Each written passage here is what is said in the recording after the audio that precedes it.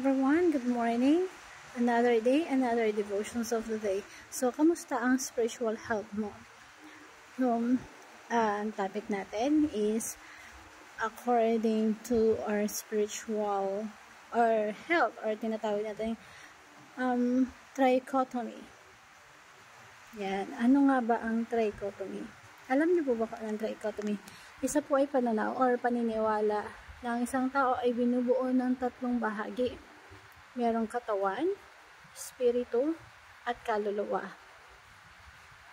So, trichotomy ang tawag doon. So, trichotomy teaches that humans have three parts: body, soul, and spirit. The body connects to the physical world, the soul, thoughts, the emotions, and the spirit to God. However, many Christians teach like dichotomy. Dichotomy is paniniwala na yung tao merong dalawang component lang, yung katawan at yung spirito or kaluluwa. Spirito, kaluluwa, one at the same, pares lang. So, there are people teach dichotomy as unified being, often describes in two parts: body and soul. So, spirit. So, sabi dito sa 1 Thessalonians 5:23, "May God Himself, the God of peace, sanctify you through and through. May your Holy Spirit, soul, and body be kept blameless at the coming of our Lord Jesus Christ." So, dito, binabanggit yung spirit, soul, and body. Kaya maraming naniniwala na yung tao ay binubuo ng tatlong bahagi: body, soul, and spirit. So, sa Tagalog po, pakabanalinawa kayo ng lubos mismo ng Diyos ng kapayapaan, at ang inyong spirito at kaluluwa ay katawan ay ingatang buo na walang kapintasan sa pagdating ng ating Panginoong Jesucristo. So, ito yung teachings natin for today. Sa teaching natin, merong tayong dalawang bahagi: material and immaterial. So, sa immaterial po, pwedeng may dalawa: spirit and soul.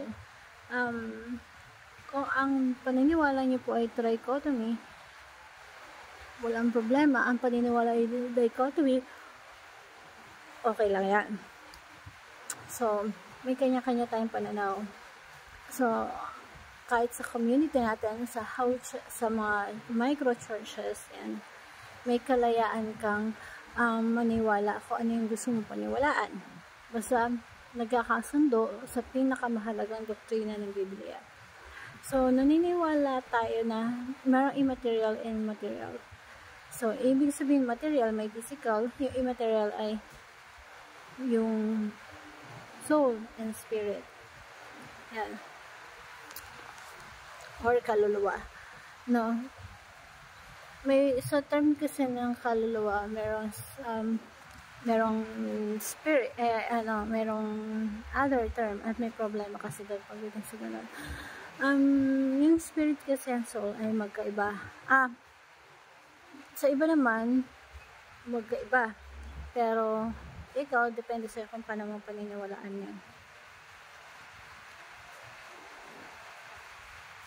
So, importante na maging aware tayo. Pareho lang, magkaiba lang ng emphasis sa Bible. Kumbaga, yung soul, hindi siya parehas lang, diba? So, body, souls, and spirit. So, depende po sa inyo kung ano yung gusto nyong paniwalaan. And, sabi nga dito, soul refers to the life of a person's material. Body is the physical aspect of the person. So, yung application po nito sa life natin, care for the physical needs of the family. Yun yung sa pangangatawan natin na kailangan nating alagaan, pangalagaan. Then, consider the spiritual health of your family. At lagi natin pangalagaan yung spiritual health natin. Na lagi tayong mayroong connection. Konektado tayo sa ating Panginoon. Concentrate yourselves for God's purpose only. So, mas maganda talaga na sa lahat ng ginagawa natin, naka-align tayo sa God's meron kasi tayong sariling purpose, pero mas maganda na yung purpose ni God ang sundin natin. Naka-align yung purpose mo sa purpose ni God. And let's tanongin mo yung sarili mo. What have you learned from devotion natin for today? And I want to share this simple prayer to you. Heavenly Father, I thank you for creating us in your image. Help me to love you with all my heart, my soul, and my mind, and strength.